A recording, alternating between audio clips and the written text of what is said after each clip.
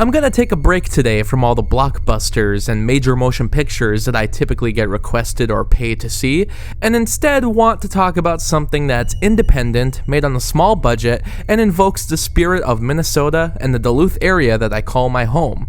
I've been trying to catalog any film that was produced in the land of 10,000 lakes, from Grumpy Old Men, Jingle All the Way, and Fargo. It's even more intriguing when the production is made entirely by Minnesota natives, and that's where Gravedigger Dave's Halfway House comes in.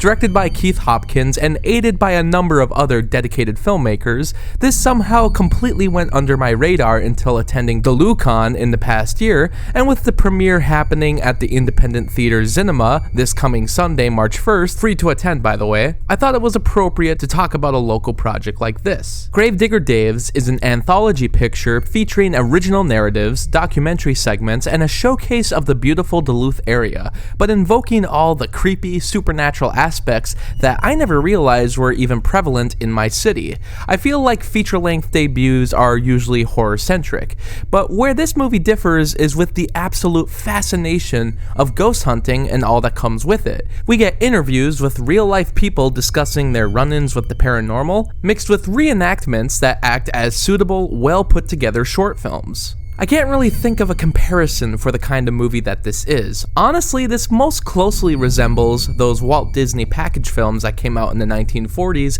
and often aired on TV. Like those, Gravedigger Dave's has its educational moments, short stories, and a host, Gravedigger Dave himself. He's so slimy and quick with his dialogue, he feels right at home for this kind of production, fitting the mold of something like Tales from the Crypt. Like any good modern horror movie, there's moments of fear, but also some solid comedic moments. To me, I don't see the comedy portion of indie films working nearly as effective as they should, but here, I more than once found myself laughing out loud. It doesn't rely on jump scares or grotesque imagery. Instead, there's just an overall creepy presence with the tales and what is shown. I feel that this kind of horror always ages better than the stuff that utilizes special effects or things being thrown at the screen. I like how passionate the ghost hunters get when discussing their pastime. I never imagined that there was such a love for something like this, but just watching someone discuss a subject with this level of detail and admiration is so compelling. I was surprised by just how much iconography of Duluth ended up being invoked through the piece.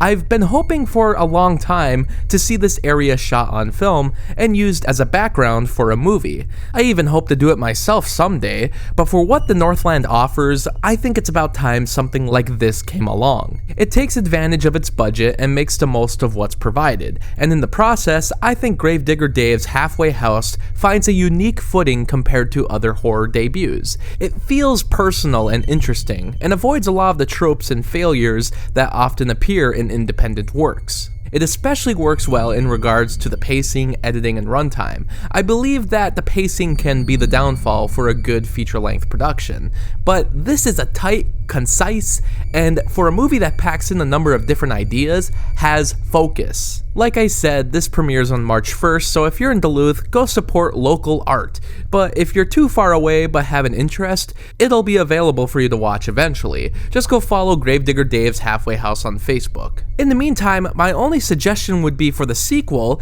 is to incorporate this creepy story I once heard about a demented kid who was thrown off Palisade Head up by Silver Bay, Minnesota by his mom back in 1993. Some people criticized her, but I hear that he wasn't that good of a son.